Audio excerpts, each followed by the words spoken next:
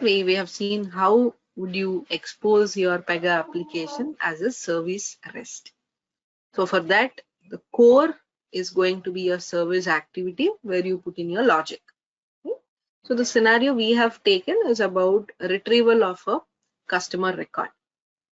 You receive a customer ID and then you return a customer record. So that's the scenario we took. So you can implement any kind of business logic. It could be a data manipulation, or it could be, any kind of functionality could be part of your activity.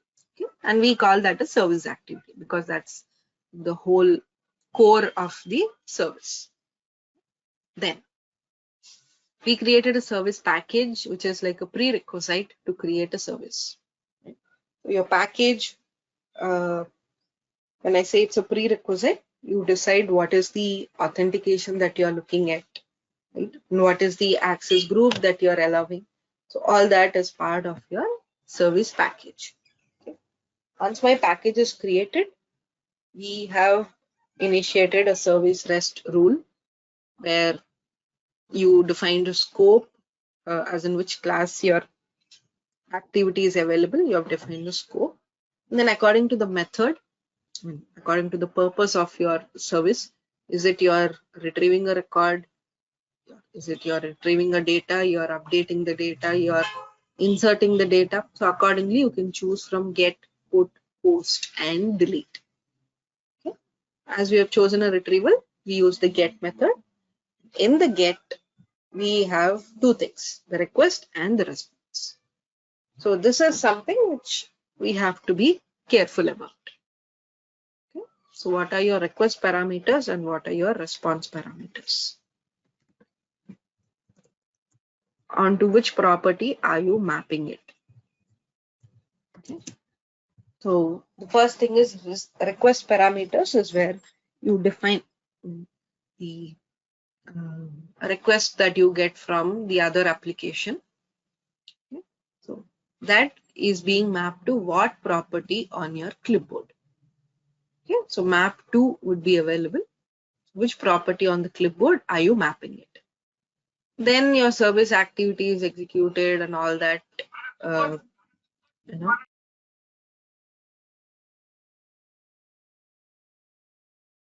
that data manipulation or your business logic is executed, and then you will have the data on one or the other properties again.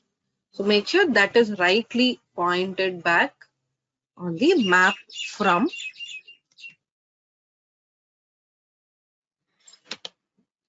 So this mapping is what is really important. The request parameters are always mapped to. Okay, whereas the response parameters are mapped from. Okay, from where? From which key? From the clipboard and on the customer data. So this is just one thing that we have to, be really keen on, the mapping of the parameters. Okay.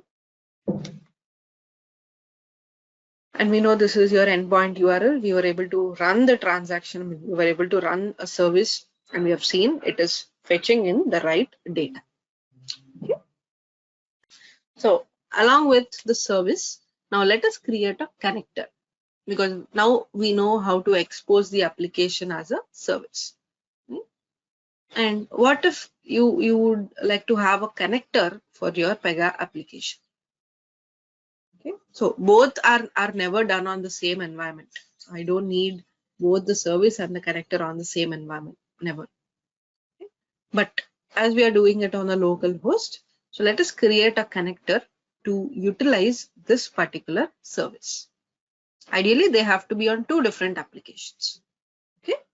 Either you can expose your Pega application as a service or a connector, depending upon the context. Now, let us create a connector in order to utilize this particular service. This is going to be my endpoint URL. Okay. Now, for creation of a connector, we have a wizard. Okay. Now, for the service, I don't have a wizard. It's just the rule is created directly. But whereas for the connector, there's a wizard. So there are a lot of rules that are created in the backend. Some new classes are created. Okay. So the system has provided a wizard for us. Let's see. Configure, then integration, and then connectors. Right? So I have an option to create different connectors from the wizard. Let me choose the rest. Yeah, you mentioned the service and the connector should be on different machines, right? Right. Yeah. Yes. Okay. I mean, when you're talking about the same when functionality, both can never be on one single server or on one single system, right? They have to be on two different applications. Okay. But if you are dealing with multiple external applications or external data sources, I mean, if they are different, then for few I can have services and for few I can have connectors. I mean, provided both are not same. I mean, both are not pointing to one functionality. Okay. Right. So you have 4 steps involved in creating a connector. So let me name the connector, because as we are retrieving the customer data, so let me name it get cust. Okay, and mention your endpoint URL. Okay, and then I have some query string parameters. If you remember, we have added a query string parameter here for the request, which is customer identifier, right? So this is what I should give when I run or when I would like to use this service. In fact, it could be the same, or you can give another also. But for now, I would just let it be. I'll add it in the next step. And this is how my URL is broke down into my package and the version retrieve customer.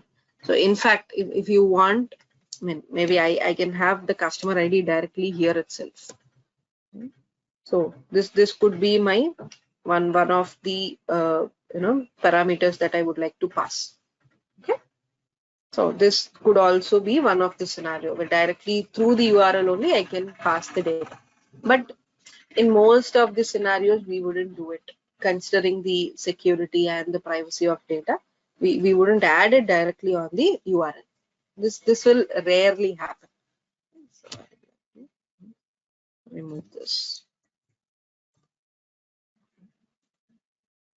Endpoint URL.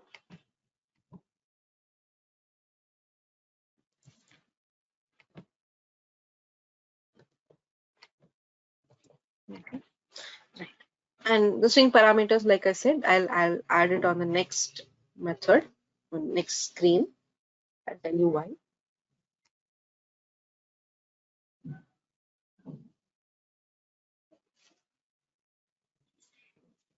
Okay.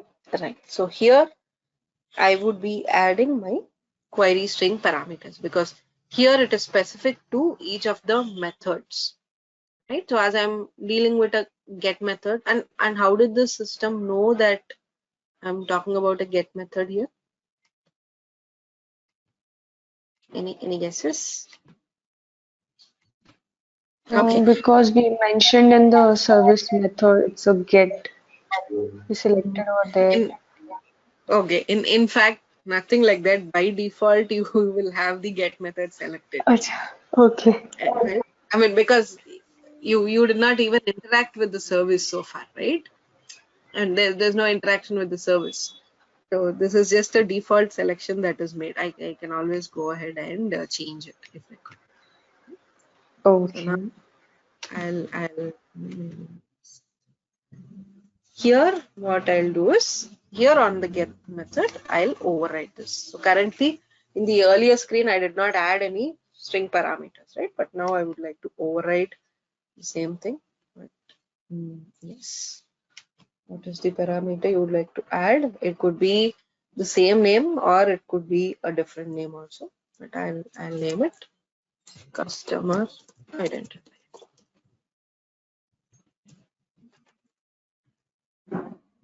Okay, I'm just giving in Same thing, just to make it a little more easier.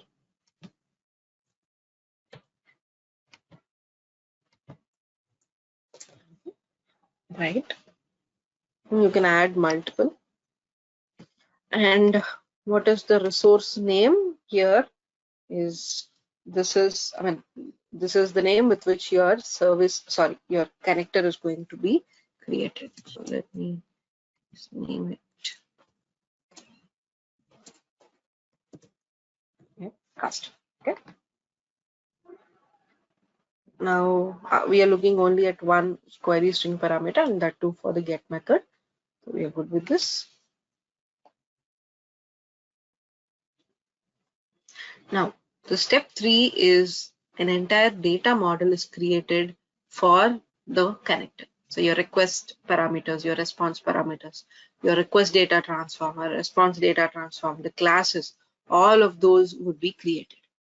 So for that, you need to tell what is the response type of your service. Okay? In case if your service is not up and running, you will at least still have an idea of what kind of data you're handling and what type is it, right? So you can add in a file.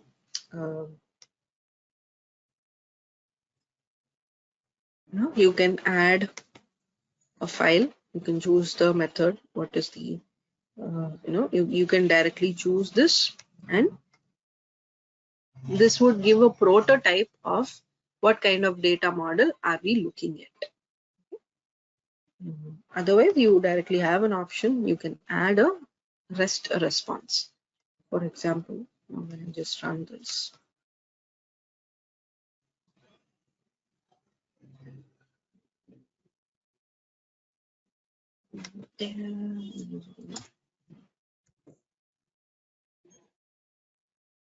So if you observe, this is your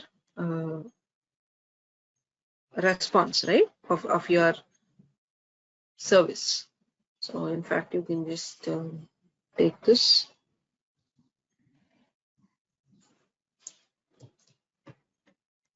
Right, and then you can have it added onto a REST response. So either way, it is fine. If your service is up and running, you can directly add the response. If not, you can add it as a file. It could be a JSON or any text file. You can add it, and then you can have it. You can in fact run it from here itself.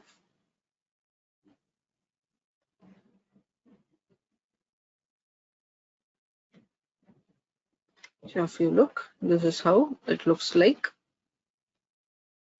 Yes, corresponding to 101.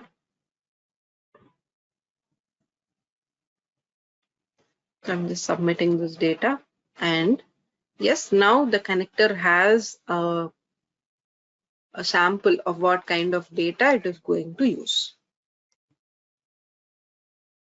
Okay, so let us see. Let us go ahead, and now all those parameters that we have seen, like your date of birth, email, phone number, first name, last name, customer ID. So all of that will be created as part of the connector also. Okay. Let us see. Next. It was, we already created a data type customer, and there also it was. The same will get created again for connector as well. Correct. But it would be created on a separate class. They will be created on int related classes. Okay, Okay. now, this is what I was talking about. So you see, newly created data and integration rules will be saved as follows. So an integration class, so this is the new class that is created. XYZFW int get cust. So this is the name of your connector, get customer. This is your data layer. Okay, then a D page is created, get customer.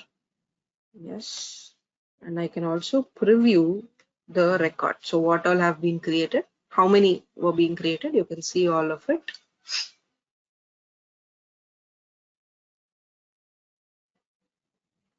And so you see 7 classes were created, around 37 properties were created, 1 connect REST, 1 XML, 1 data page, 2 data transforms.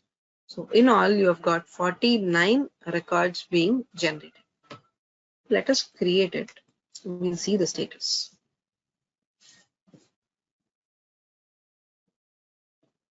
You can track in the status.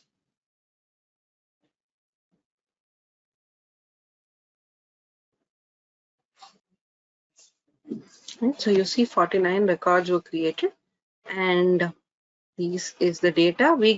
I mean, as part of a connector creation, it's always good that we check the working of it first before just closing the wizard. Because if something had gone wrong or probably somewhere something is missing, it's easy that we can undo this. So rather than going back and creating or deleting each one of it individually, it's better we can undo the generation directly. But let's cross check what all have been created is, let's see. So far we were only worried about the work and the data layer, but now